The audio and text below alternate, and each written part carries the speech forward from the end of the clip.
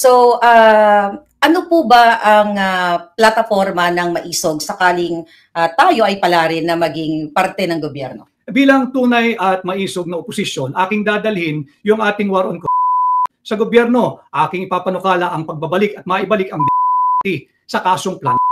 Kinakailangan nating amyendahan yung plunder law. Kailangan mapababa natin yung threshold niyan.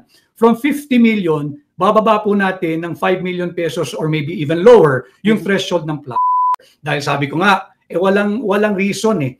There's no rhyme, no reason. Talagang hindi mo pwedeng mapaliwanag bakit kinakailangan tayong nakatanga lang habang ninanakawan tayo, hindi natin makasuhan ng sapagkat hindi pa umaabot ng 50 million pesos. Malaking kalokohan.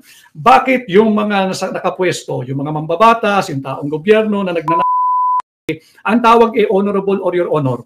Bakit yung gutom lang yung pamilya, yung mga anak niyang sanggol, kinakailangan lang niyang pakainin, isang latang 5-5 sardinas, makukulong, diretso kalaboso, ang tawag agad sa kanya, bakit ganon? Hindi ba't mas malala, mas masahol at himas?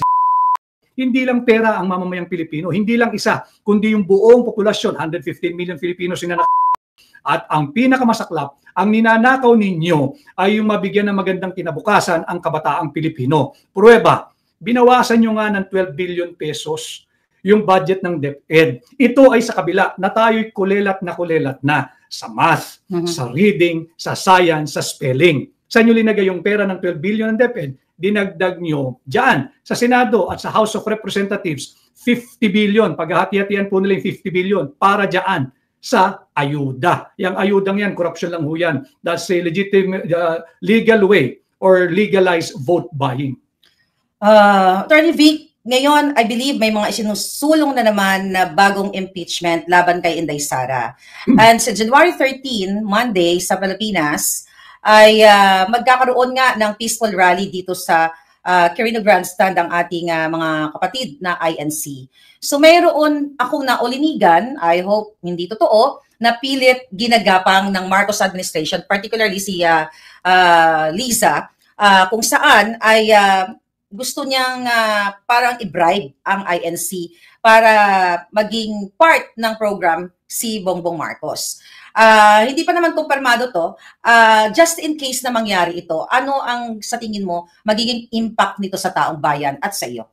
Ako, unang-una, kinikilala ng Hakbang ng Maisog, ginagalang ang gagawing pagkilos ng ating mga kasama sa Iglesia ni Cristo. Sapagkat karapatan ng bawat Pilipino, ayan ay nakaguhit, nakasaad, at may garantya sa ating saligang batas. Yan nga po yung Article 3, Section 4 ng ating saligang batas na hindi pwedeng pigilan yung malayang pagtitipon at payapang ipahayag ang ating hindi pagsang-ayon sa maraming mali ng Marcos administration. Yung doon sa pangalawang mong tanong, ako'y nananalig na hindi kayang tapatan ng kahit anong halaga ng salapi ang pamunuan at ang mga miyembro ng Iglesia ni Cristo. So maganda na rin na magtangka sila ng ganun, na makita nila kung ano yung magiging kumbaga consequences ng pagtatangkang yan kung sakasakali man ay yan ay totoo. At ako'y nananalig, hindi uubra sa mga Iglesia ni Cristo yan.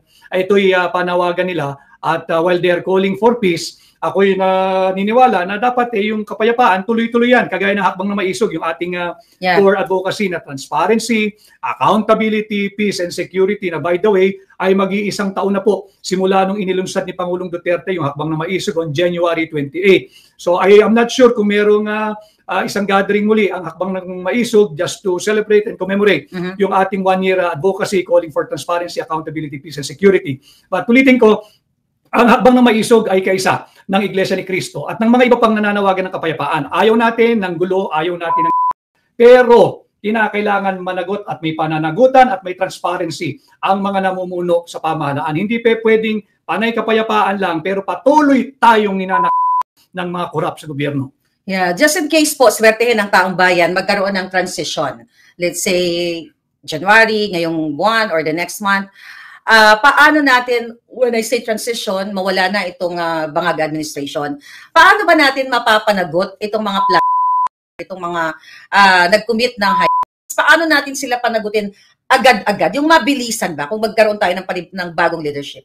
Kung sakasakali, sapagkat gano'n naman talaga pagka kung sa Canada nag-file nga ng resignation yung Prime Minister, so walang immune dyan sa regime change. Kung ano man ang pamamaraan, walang immune dyan. Kung sakasakali, kinakailangan may yung malakas ang political will. Kung sino man ang hahalili, in this case, yung constitutional successor. At wala ako nakikitang kahinaan pagdating sa political will, pagdating kaya sa pagkatao ni Vice President Inday Sara Duterte. Ako'y naniniwala, kinakailangan lang ng isang leader na malakas ang political will na ipatupad yung batas laban sa patuloy na nagpapahirap sa sambayan ng Pilipino.